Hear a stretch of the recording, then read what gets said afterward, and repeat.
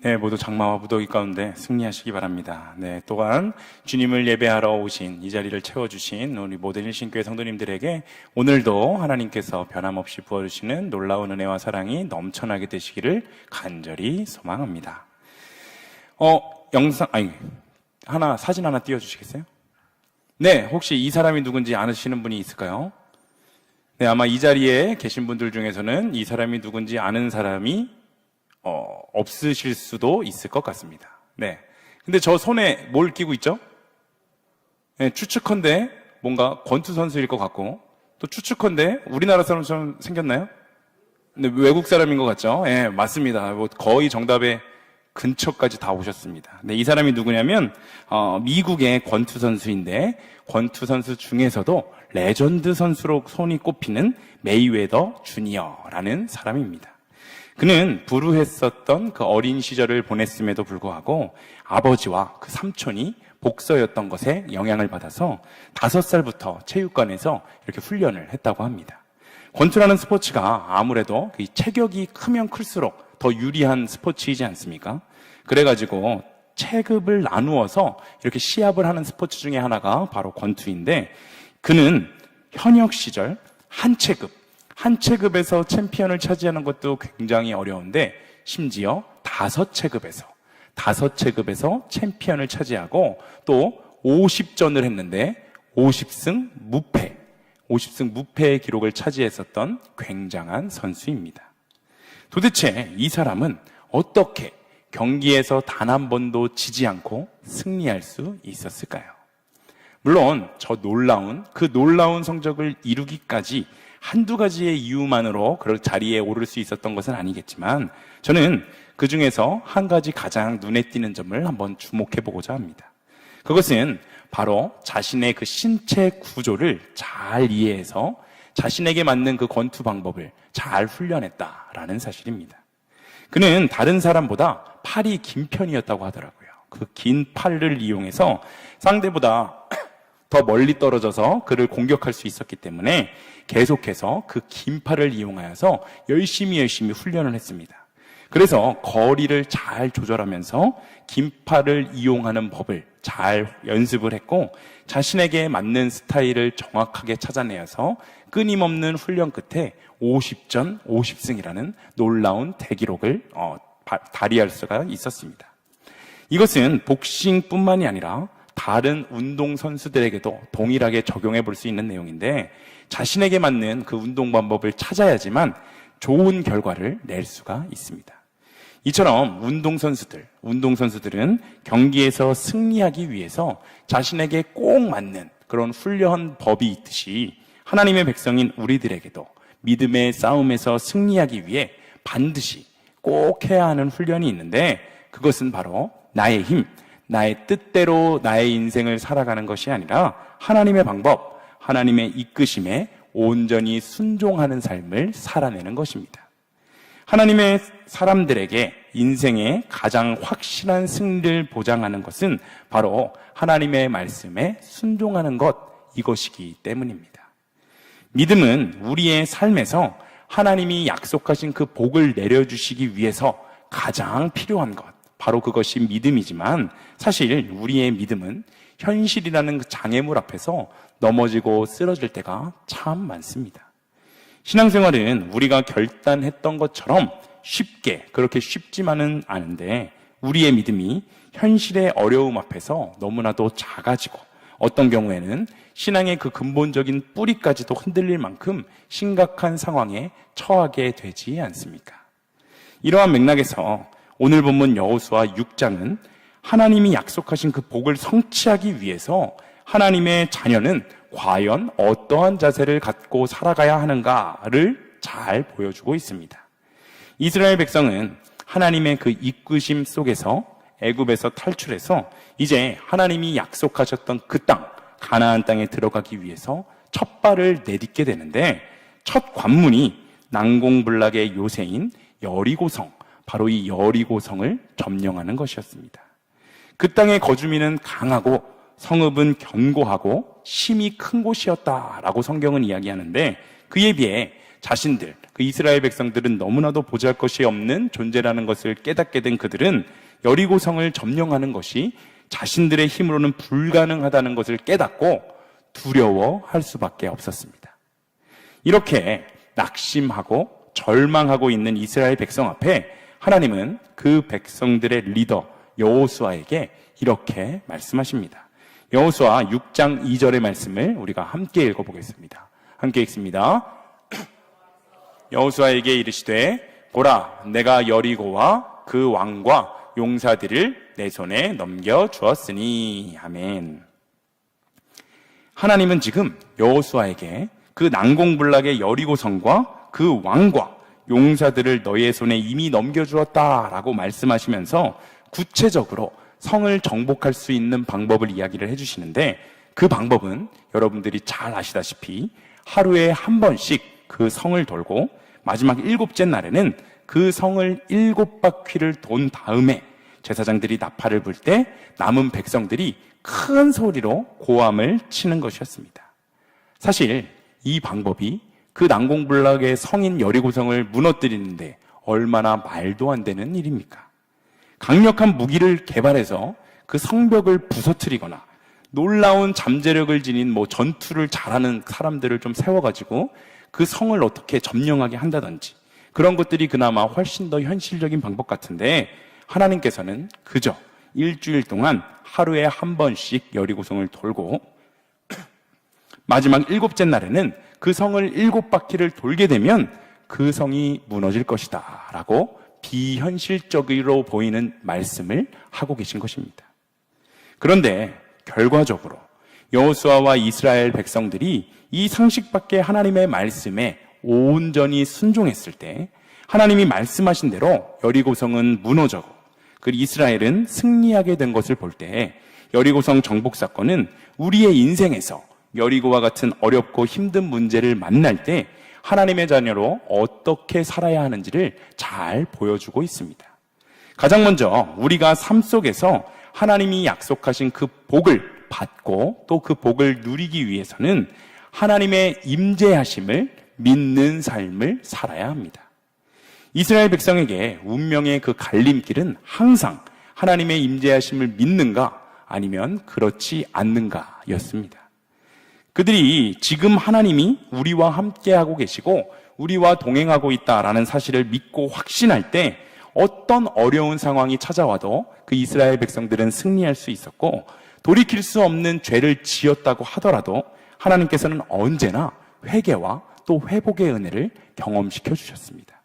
그러나 반대로 이스라엘 백성의 역사가 아무리 견고하고 찬란해 보일 때에도 하나님의 임재하심을 믿지 않고 교만하게 살아갈 때 그들의 역사는 너무나도 쉽게 무너져버리고 타락과 죄악의 역사로 이어지게 됨을 우리는 잘 보게 됩니다. 출애굽하여서 광야 생활을 하는 동안에 이스라엘 백성들이 끊임없이 전진하고 승리할 수 있었던 것, 바로 그 이유는 하나님의 임재하심, 하나님이 지금 우리와 함께하고 계시다는 사실을 믿었기 때문입니다. 이스라엘 백성이 행군할 때나 머무를 때나 반드시 성막이나 법궤를 중심으로 모든 일들이 이루어졌었는데, 여호수아 6장 8절은 이렇게 이야기합니다. 우리가 함께 읽어보겠습니다.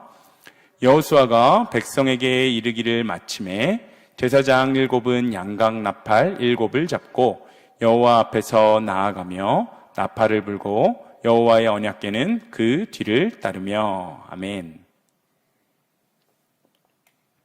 지금 말씀을 보면 여호와의 궤, 이 여호와의 궤라는 말과 여호와라는 말이 동일하게 쓰인 것을 우리는 알 수 있습니다. 즉 여호와의 궤는 하나님의 임재 그 자체였다라는 것을 우리는 알 수 있는 것입니다. 이스라엘이 광야 생활 가운데서 행진해 나갈 때 늘 법궤가 앞장서서 나갔고, 그들이 잠시 머무를 때에도 그 법궤는 이스라엘 백성들의 중심에 보관되었습니다. 하나님이 그들보다 앞서가시고 또 그들 한가운데서 그들을 인도하시며 그들을 보호하고 지켜주신다는 사실을 그 이스라엘 백성들은 믿었던 것입니다. 홍해를 건널 때에도 또 요단강을 건널 때도 중요한 사건이나 위기 가운데 그 법궤는 이스라엘 백성에게 승리의 기억이자 하나님의 그 임재하심의 상징이었는데, 이스라엘 백성은 법궤를 통해 하나님이 자신들 가운데 계심을 언제든지 확신할 수 있었습니다. 이러한 확신을 통해서 이스라엘 백성은 상식적으로 전혀 이해되지 않는 그 일에도 순종할 수 있게 되었는데, 실례로 그들은 여리고성 전쟁을 앞두고 적군 앞에서 할례를 받으라 라는 그 말도 안 되는 명령에 순종할 수 있었지 않습니까? 뿐만 아니라 오늘 하나님께서 여호수아를 통해 이스라엘 백성들에게 말씀하신 건 역시 우리의 상식을 완전히 벗어나는 말씀입니다. 역사상 가장 견고한 성 중에 하나인 그 여리고성을 공격할 때 하루에 한 번씩 그 성을 돌아야만 했습니다. 그것도 한 번도 아니고 6일이나 계속해서 돌아야 했는데, 심지어 7째 날에는 7바퀴를 도는데 제사장이 나팔을 불면 고함을 크게 쳐야 했고, 그리하면 여리고성이 무너질 것이다 라고 하나님께서 말씀하시지 않습니까? 우리가 주목해 보아야 하는 것은 바로 이 말도 안 되는 하나님의 말씀에 이스라엘 백성들은 그저 순종했다라는 사실입니다. 담대하다고 하기에는 너무 무모해 보이고 비현실적으로 보이기도 하는 이 명령에 그들은 그저 순종하며 따랐는데, 이것이 가능할 수 있었던 것은 계속해서 말씀드리지만 그들에게 하나님이 언제나 우리와 함께 하신다라는 그 명확한 믿음이 있었기 때문입니다. 창조주이시고 전능하신 하나님께서 동행하고 계시고, 그 하나님이 이 성을 우리에게 주셨다라는 그 약속을 진정으로 믿었기 때문에, 그리하였기 때문에 할 수 있었던 순종이 바로 이 순종이었습니다. 이렇게 하나님을 믿는 사람의 선택과 행동은 하나님을 믿지 않는 사람들과는 분명히 다르고 달라야만 한다라는 사실을 우리는 기억해야 합니다. 이스라엘 백성은 굉장히 담대했습니다. 이는 자신의 실력이나 자신의 인생에서의 경험에서 나온 것이 아니라 그들이 믿고 따르고 있는 하나님께서 지금도 여전히 우리와 함께하고 계신다라는 것을 믿는 믿음에서 나왔습니다. 주님은 오늘을 살아가는 우리에게도 귀중한 약속을 하고 계십니다. 마태복음 28장 20절 하반절은 이렇게 얘기하는데, 우리가 함께 읽어보겠습니다. 함께 읽습니다. 내가 세상 끝날까지 너희와 항상 함께 있으리라 하시니라. 아멘. 하나님은 세상 끝날까지 우리와 함께 하신다 약속하셨습니다. 또한 우리를 고아와 과부처럼 버려두지 않겠노라 라고 말씀하셨습니다. 그런데 그럼에도 불구하고 우리는 삶의 자리에서 너무나도 쉽게 고아와 과부처럼 외로워하고 낙심할 때가 참 많은 것이 우리들의 인생이지 않습니까? 다윗은 하나님의 임재하심을 믿을 때 전쟁 중에서도, 전쟁통에서도 깊은 잠을 잘 수 있었고 적진을 뛰어넘으면서도 담대할 수 있었다라고 시편에서 고백합니다. 우리의 삶의 진짜 문제는 현실의 괴로움이 아니라 나를 위해 자기 아들을 대속제물로 삼아주신 그 하나님의 사랑이, 그 하나님의 능력이 나에게 정말로 있다라는 그 사실이 믿어지지 않는 것입니다. 하나님이 약속하신 복을 누렸던 사람은 하나님의 임재하심을 믿고 나아갔던 사람임을 기억하며 우리의 삶의 자리에서 나의 힘과 나의 지혜만을 의지하며 나아가는 것이 아니라 나의 기쁨의 순간에도 혹은 절망의 자리에도 여전히 하나님께서는 우리와 함께하고 계시고 나의 손을 붙잡고 계시며 넘어진 나를 일으켜 세우시고 더욱 강하게 해주실 분을 확신하며 나아가시는 일신교회 모든 성도님들이 되시기를 소망합니다. 두 번째로, 하나님이 약속하신 복, 그 복을 우리가 받고 누리려면 하나님의 말씀에 온전히 순종할 수 있어야 합니다. 여리고를 정복함에 있어서 이스라엘 백성에게 주어졌던 그 명령은 아주 단순하고 아주 명료했죠. 특별히 하나님의 그 명령 중에 주목해 보려고 하는 것은 이스라엘 백성에게 하루에 딱 한 바퀴만 여리고성을 돌라라고 말씀하셨던 그것입니다. 하나님은 이스라엘 백성에게 하루에 한 바퀴씩만 성을 돌라고 말씀하셨는데, 그것은 그 성이 하루에 한 바퀴밖에 돌 수 없을 정도로 컸기 때문이 아닙니다. 충분히 더 돌 수 있었음에도 심지어 하루에, 단 하루 만에 그 말씀하셨던 6일 동안 한 바퀴씩 또 일곱째 날에는 7바퀴에서 총 13바퀴, 13바퀴도 하루 만에 다 돌아버릴 수 있었던 그 여리고 성을 하나님께서는 단 한 바퀴만 돌라고 하고 계신 것입니다. 하나님의 말씀은 우리가 쉽게 순종할 수 있는 것이 사실 많지 않지만 그 중에서도 우리가 정말 순종하기 어려운 것 중에 하나가 나에게 충분한 능력이 이미 있는 것 같음에도 불구하고 그렇게 하지 말라 말씀하실 때 이것은 정말로 고통스러운 일입니다. 충분히 할 수 있을 것 같은데 하나님께서 아직 기다려라 라고 말씀하시기도 하고 또 내가 충분히 할 수 있을 것 같은데 나에게 하지 말라 라고 말씀하시면 하나님이 뭔가 나를 믿지 못해서 그러시나 이런 마음도 들고 심지어는 조급한 마음마저도 생겨나게 됩니다. 모든 인간에게는 원래 조급함이 있습니다. 때로 이러한 조급함 때문에 하나님의 약속에 조금 더 인내하지 못하고 자신의 입맛대로 그 하나님의 말씀을 막 해석하기도 합니다. 아브라함은 믿음의 자녀를 허락하시겠다는 말씀이 금방 이루어지지 않자 믿지 못하고 하갈이라는 그 여인을 통해 아들 이스마엘을 얻게 됩니다. 그러나 이것 때문에 아브라함은 너무나 큰 고통을 당하게 되는데 훗날 이삭을 세우기 위해 이스마엘을 버려야 했습니다. 이 고통은 당대에서 끝나지 않고 오늘날까지도 계속해서 이어져 오고 있는데 이것은 아브라함이 하나님의 말씀에 온전히 순종하지 못했기 때문에 발생한 일이었습니다. 여리고성이 무너진 것은 이스라엘 백성들이 그 성 주변을 돌아서 그 주변 지반이 약해졌거나 아니면 그 성에 무슨 문제가 생겼기 때문이 아니었습니다. 공함을 치고 법궤를 앞에 세웠기 때문도 아닙니다. 물론 보이는 것은 그러할지 모르지만 궁극적으로 볼 때는 이스라엘 백성들을 하나님의 말씀 앞에 그들이 온전히 순종했기 때문에 그 여리고성이 무너질 수 있었던 것입니다. 6월절에도 이스라엘 백성은 죽음과 양의 피가 도대체 무슨 관련이 있는지를 전혀 알지 못했지만 그저 순종함으로 그들은 구원을 얻었습니다. 광야에서 불뱀에 물렸을 때도 아무런 관계도 없는 것 같은 그 놋뱀을 만들어서 그것을 바라보라고 말씀하신 그 하나님의 말씀에 순종하였더니 그들은 목숨을 살릴 수 있었습니다. 하나님은 오늘도 우리의 삶 속에서 우리의 순종의 모습을 보기 원하십니다.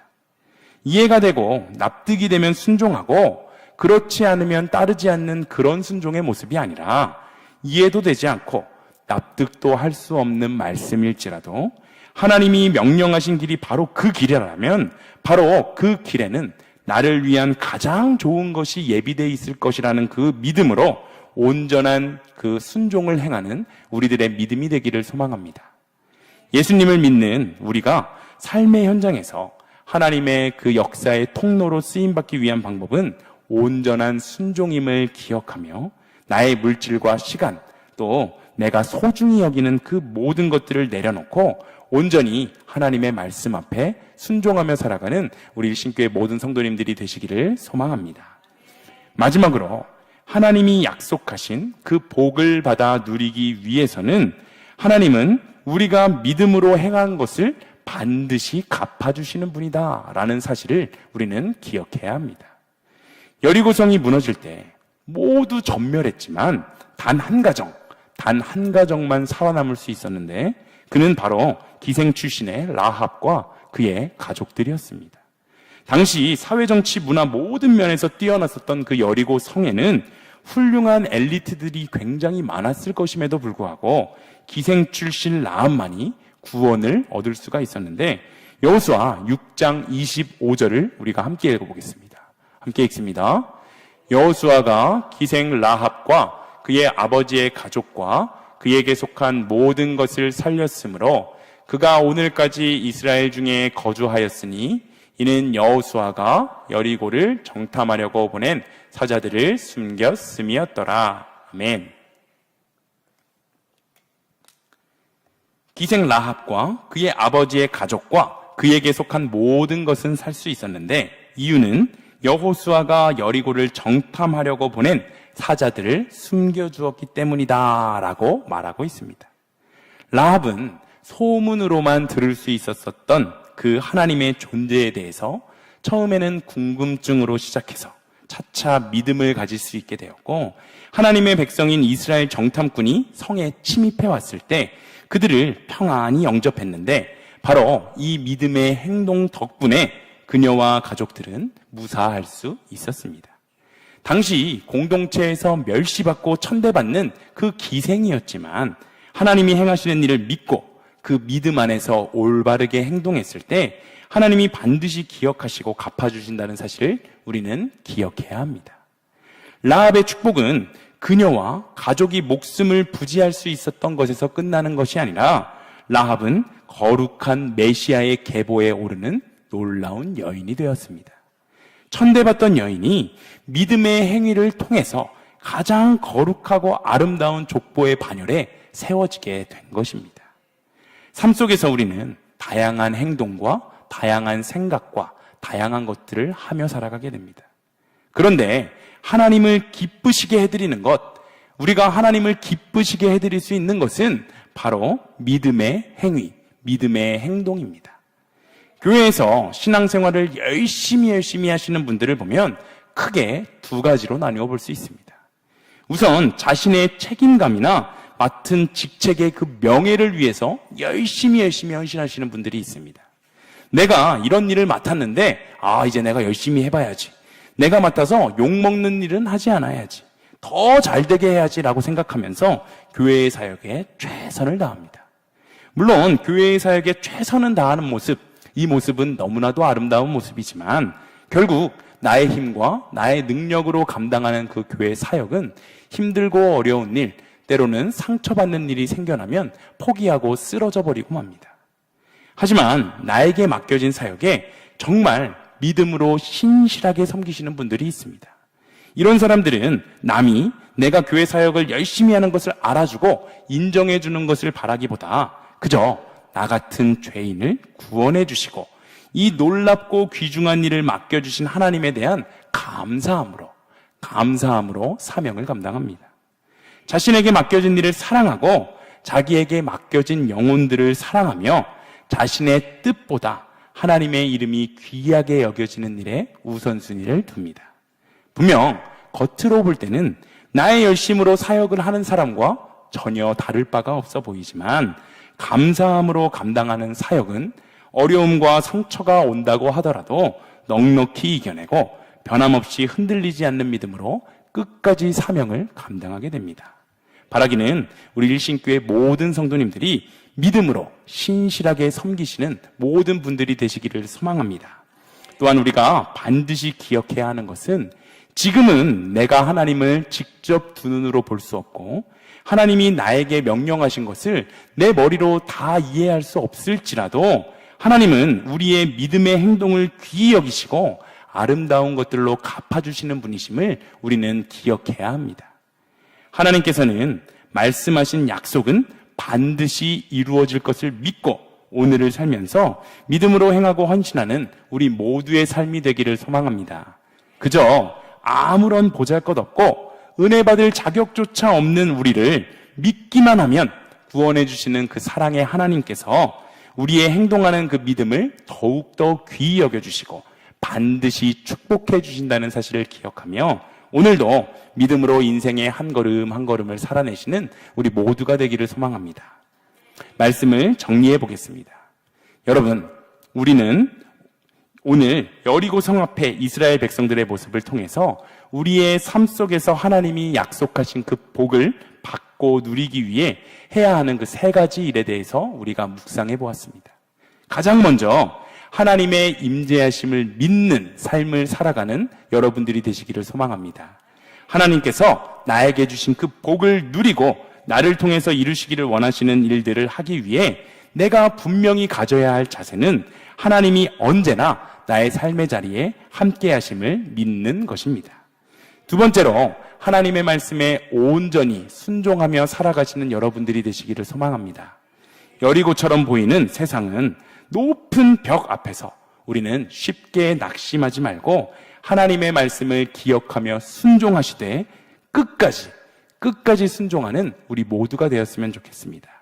마지막으로 하나님은 믿음으로 사는 삶을 반드시 축복하신다는 것을 기억하시기를 소망합니다. 하나님을 믿는 그 믿음이 나의 삶을 이끌어가는 원동력이 되어서 삶의 모든 자리, 삶의 모든 순간 하나님이 기뻐하시는 그 행동을 통해서 나의 가족, 나의 친구, 나의 이웃, 그리고 온 세계 열방을 아름답게 변화시켜 나가는 우리 일신교회 모든 성도님들 한 분 한 분의 삶이 되시기를 간절히 소망합니다.